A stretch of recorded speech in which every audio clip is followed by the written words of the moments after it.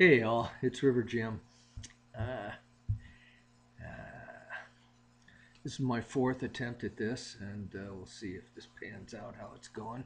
I haven't made a lot of money yet, but I remain hopeful. Anyway, I was watching the news this morning, and the president had a meeting of his cabinet, and he had each one of them go around and express themselves, and all of them just lavish praise on him, one after another, with language like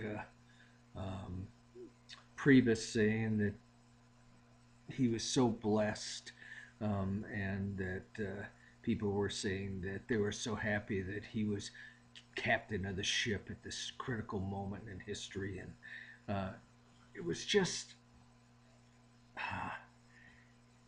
all I can think of is that in order to put on a show like this, where everyone in the room did this, you would have to have a really hollow heart. Your needs must be so insane that either you're demanding this or the people around you feel you need this. I've never seen it in history. I mean, all presidents are needy. I mean, they all are incredibly ambitious. You have to be to get that far. But really, to behave this way, I've never seen anything like it in a free country. Um, I've seen it with Putin and Kim Jong Un, but never anything like this. And you look at honorable people like Tillerson, and you have to be wondering what the heck are they thinking about this? But this is the more and more when you have this need for things that just, it's like you can suck it in like a vacuum and it's still not enough. And in a lot of ways, I feel sorry uh, for anyone who feels that way, and the president in particular. Um, but anyway, this is, I'll shift a little tact here. This is turtle breeding season, and so they're laying their eggs. And for some reason, turtles seem compelled where I live to get up on the dirt roads and to lay their eggs. And as often as not, they get run over and they're mashed, and which is really sad because I'm a huge turtle fan. But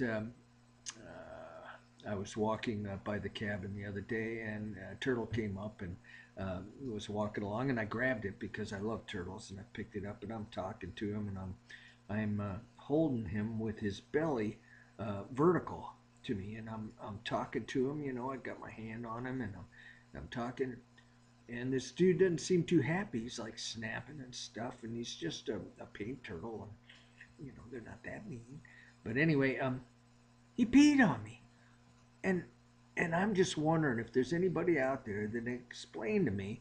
I'm holding this thing vertical, how that stream came straight out of its shell and got on me. And I'm telling you, this turtle had a stream like a full grown man. This thing came shooting out. Anyway, I brought him to the lake and I put him down. He scurried off and kind of looked back at me. Anyway, if anybody knows the anatomy that could allow a turtle to do that, get a hold of River Jim. Let me know what's going on there. I have a mind that needs to know, and so many things. Um, well, I guess I'll get right to the it makes you think thing, and it kind of has to do with this hunger and this need. I was out on the lake fishing the other day, and these guys came up to the lake and they put in their boat, and a great big truck pickup with dualies backed in this massive boat, and the thing was probably 20 feet long. I think when they were sitting on their benches, they had to be 8 feet above the water, and they're cruising around, and man, they're doing this and doing that, and 100 miles an hour. We've got a little lake. These things are going back and forth. And I'm out there with the way I fish. I've got a 12-foot Alumacraft with a 3 horsepower Johnson on it, and of course I'm catching fish, and these guys are generally not. They're whipping the water to a foam, but And I'm just wondering, it's sort of the same thing. How big is big enough? You know, you think about these guys. There was a thing in the paper where 5 people have as much money as all the rest of our country. 5 people. Um, it's so wrong.